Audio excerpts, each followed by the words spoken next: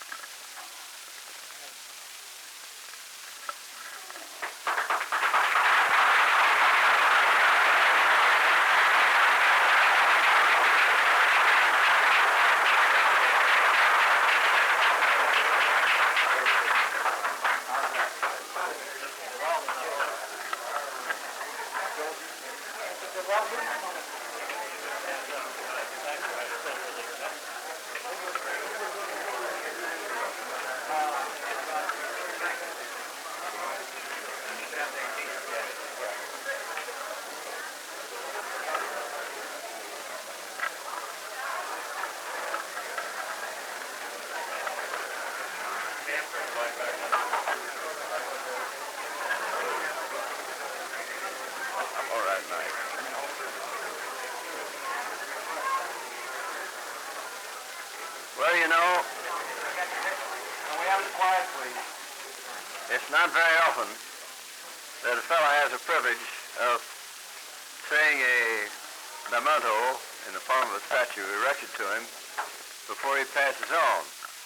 Well, it's going to be 19 years before I do pass on, then I'll be 100, and I don't know but what I'll live to be 120. At least I hope I will, because I enjoy life just as much now as I did when I was 40. And that's saying a great deal. But it's mighty nice of you to go to all this trouble to come out here and present me with a replica of this statue, which is in Greece. I saw it when I was over there. And I am an honorary citizen of Greece. And as a Greek, I greet you all, and thank you very much.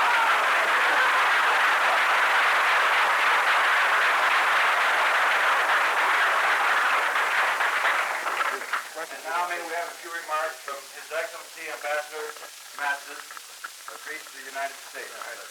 Director? Mr. President, distinguished guests, I regard it as a very great honor and an unforgettable personal experience to have been called upon to attend this inspiring ceremony and to bring to you the warm and wholehearted greetings of my sovereign, His Majesty the King of the Hellenes, and of the government and people of Greece. I also want to bring the thanks and the congratulations of the Greek nation to the great order of AHEPA, to its distinguished Supreme President, its leaders and members for this initiative. This statue, due to their initiative and to the creative chisel of Felix de Weldon, will stand here as a double memorial. It will be a memorial of the Truman Doctrine and of the gratitude of Greece. It will be a memorial of the generosity and foresight of the American nation and of the courage and fortitude of Greece. Above all, it will be a memorial of this prophetic statesmanship which we have shown, Mr. President, and the testimony that freedom and democracy must be defended, and that when nations want to do so, freedom and democracy can be saved. This statue is the model of the original one which you saw in Athens. It's erected in Athens, very close to where my home is, the house where I was born. I used to play as a small boy on these grounds. And our teachers used to tell us that it was a historical soil. It's actually the place where the Palestra and the Gymnasia used to be in ancient Athens, near the stadium. The place where the young men of the Athens of old were brought up in freedom and dignity and had their bodies and their minds built for freedom and for dignity. Your statue stands there, Mr. President, surrounded by the shadows of heroes, of statesmen, and of philosophers of ancient Greece. But believe me, above all, it stands surrounded by the veneration of a whole nation. Statues are dead things if they are only casted in bronze or sculpted in stone. For statues to be alive and to live forever,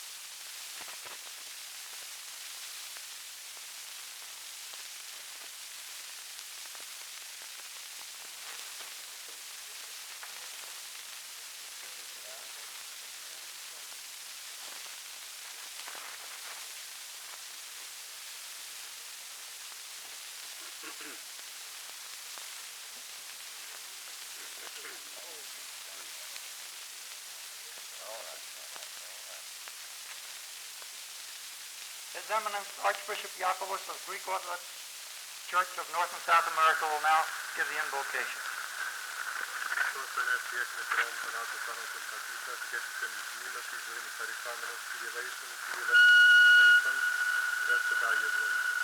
O merciful and life-giving Trinity, we humbly beseech thee to ever bless thy faithful servant, Therias Truman, and sustain him in good health, so that he may, by his counsel, experience, and wisdom, continue to serve the welfare of our nation. Bless also, dear Lord, this meal and these partakers with thy saving grace, so that nourished and fortified by thee, they may serve as instruments of peace, morality, and stability, and thus contribute to the renewal and reedification of our society. For thou art the source of life, and of wisdom, and of truth, and to thee we ascribe glory and adoration, now and evermore. Amen. Θεός ευλόγησες τη γλώσσα του Βόστον δούλας και διάγησες πάντοτε. Νυν και αεί και σε αιώνας των αιώνων. Αμήν.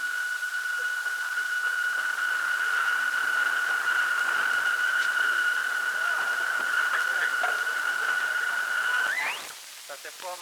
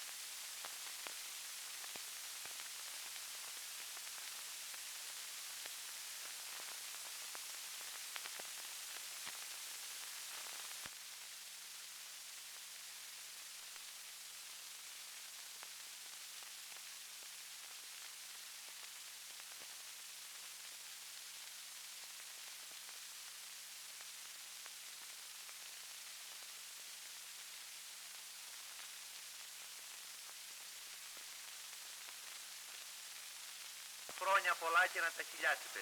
Σας προσφέρουμε ένα κριτικό αναμνηστικό μαχαιράκι. That is for your birthday, sir.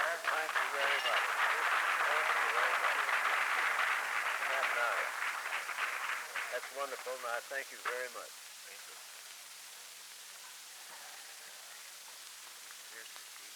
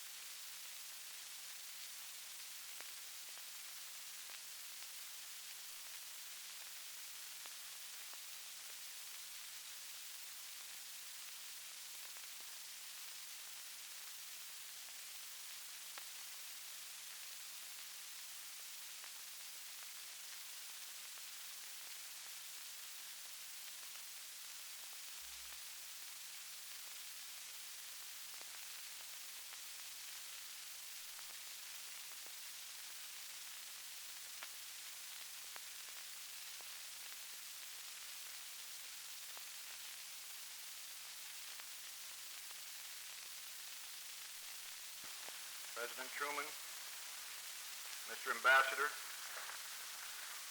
distinguished guests of the dais, members of the HEPA family, ladies and gentlemen. It's indeed an honor and a privilege and a pleasure for me to be here today on this occasion. And I want to take this opportunity to say to President Truman that the Order of HEPA gave me the opportunity last January to visit His Holiness the Patriarch of Senegalis in Istanbul. I happened to be there, fortunately, on the same day just 16 years ago when President Harry Truman gave His Holiness his plane to go to Istanbul. And it is his wish and desire that someday when he comes to the United States, and he's looking forward to that, that he will be able to pay a visit and pay his respects to Harry Truman. When World War II ended, most of the people in the world settled down and undertook the task of reconstruction and rehabilitation. The people of Greece were not so fortunate. They had put up a heroic fight against the fascists and the Nazis. They resisted, they suffered, and sacrificed, as no other people did during the occupation.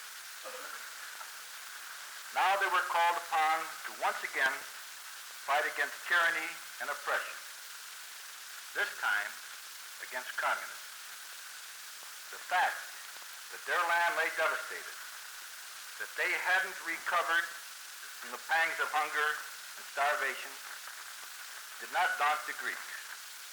Once again, they were ready and willing to fight, to suffer, and to shed their blood, if needed be, to make the supreme sacrifice for home and country. Human suffering, heroic effort, and sacrifices were not enough. They needed at that time, and they asked for food, medicine, guns, and ammunition.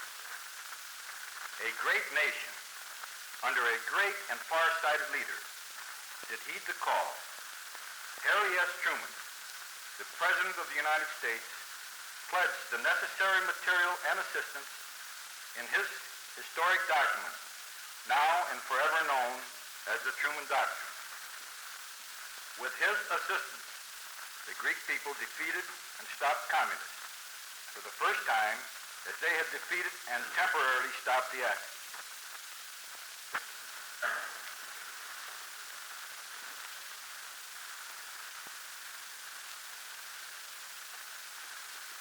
Mr. President, on the occasion of your 81st birthday, it is my pleasure to present you, on behalf of the Daughters of Penelope, 80 roses in this, your 81st, and wish you a very happy birthday and many happy returns of the day.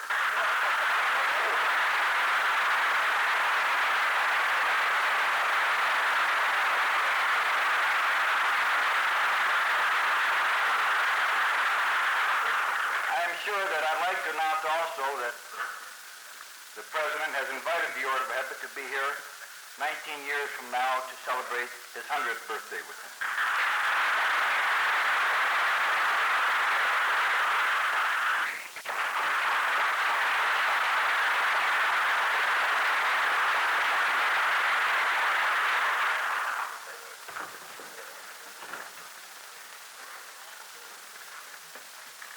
Mr. President, I came here today along with a group of civic leaders of my people, Americans of Greek origin, and under the specific instructions of one of your most loyal friends abroad, the Ecumenical Patriarch Athenagoras, to pay tribute and to express our best wishes to a great living man of history who just 2 days ago completed the 81st year of a most dedicated life.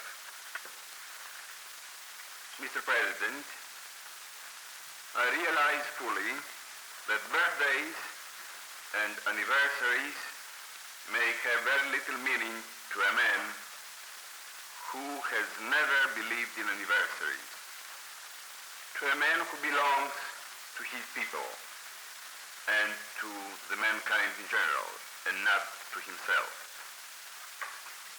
To a man who counts not years but accomplishments.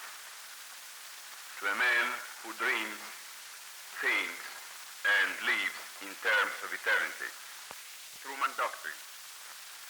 And that we shall endeavor, as long as we live, to prove ourselves worthy of it. Your spirit of unselfishness, gentleness, and dedication will ever inspire and rekindle our own spirit. And your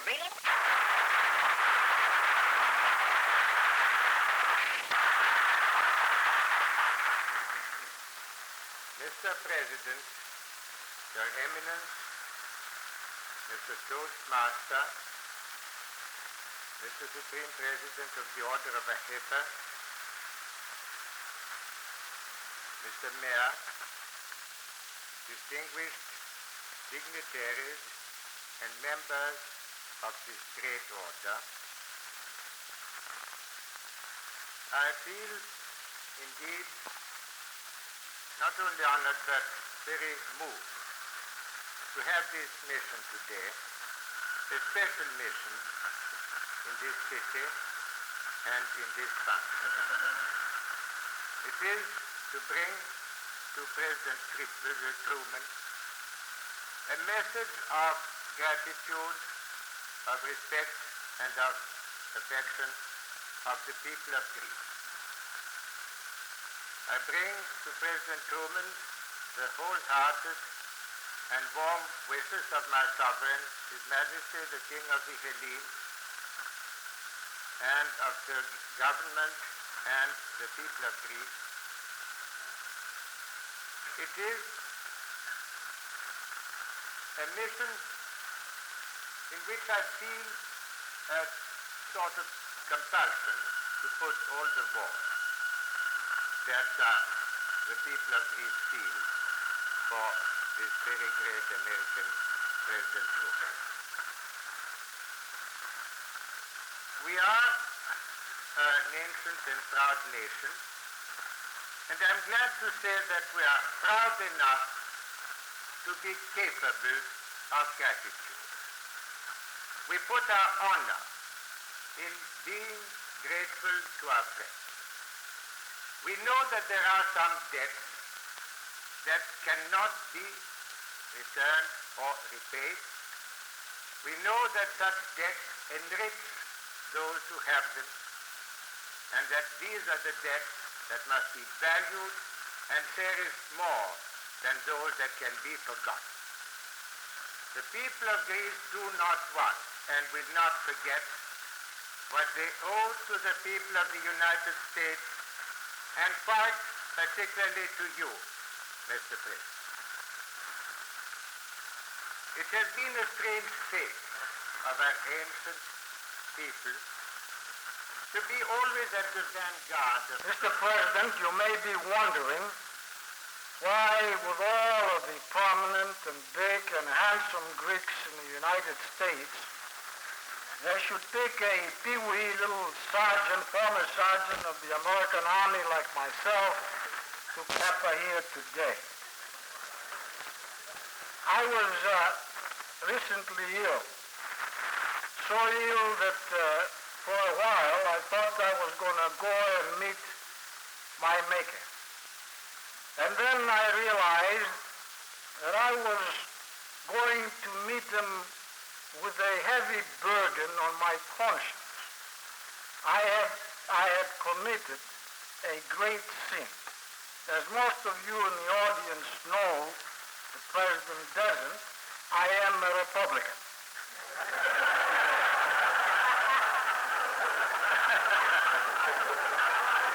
I thought that an occasion like this, I got to get down to earth. I must make an address, or at least a few remarks that I will make to you, which are historically correct. So I went to the library. I would like to call on President Harry S. Truman for a few remarks. President Truman.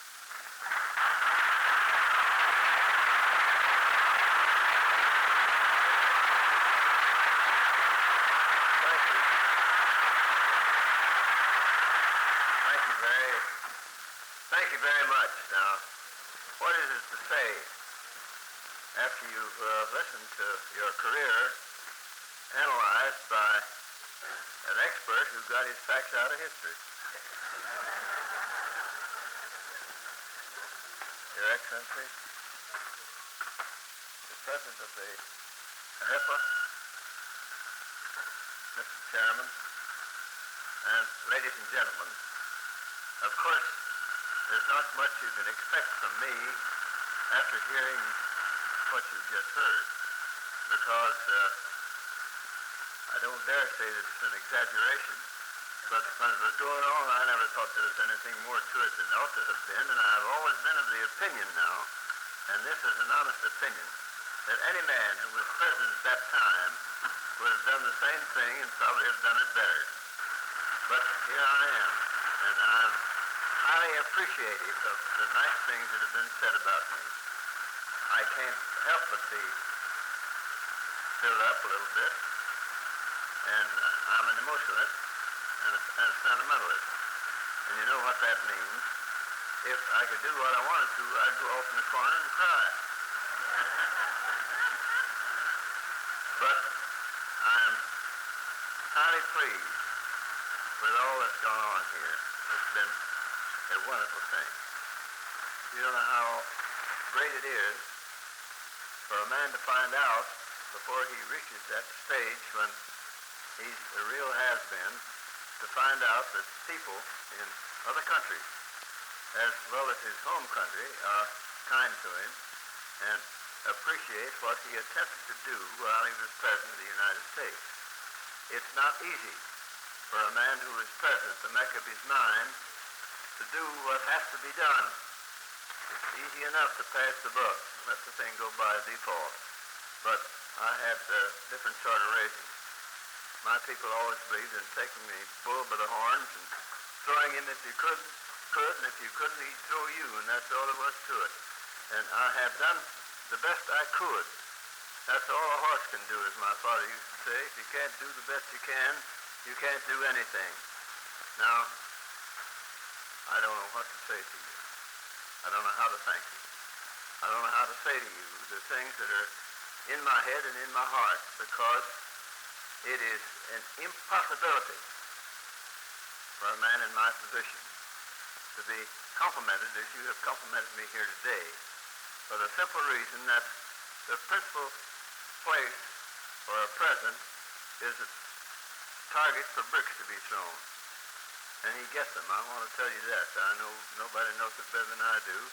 And it's a proper thing that is that way, because that means that we've got a free country. We can say what we please, we can do what we please, and then, in days after, apologize for what we've done.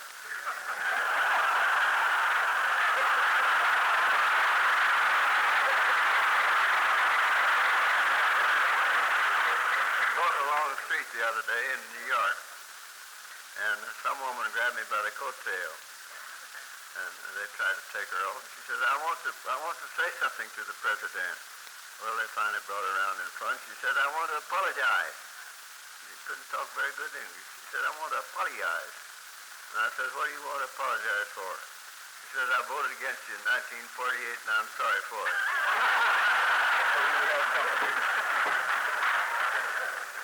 But it's a very, very great thing to have those things happen to you after the fact, and not before or during the operation when it's going on. I can't express with which thou hast blessed this gathering. Enable us to ever walk in thy ways of humility, righteousness, and commitment to the service of our fellow men, so that compassion, justice, and love may become the rule of our lives. Grant unto us all, O Lord, the favor to ever breathe, think and live in thy presence. For thou art the way, and the truth, and the life itself. And to thee we ascribe glory and honor and adoration.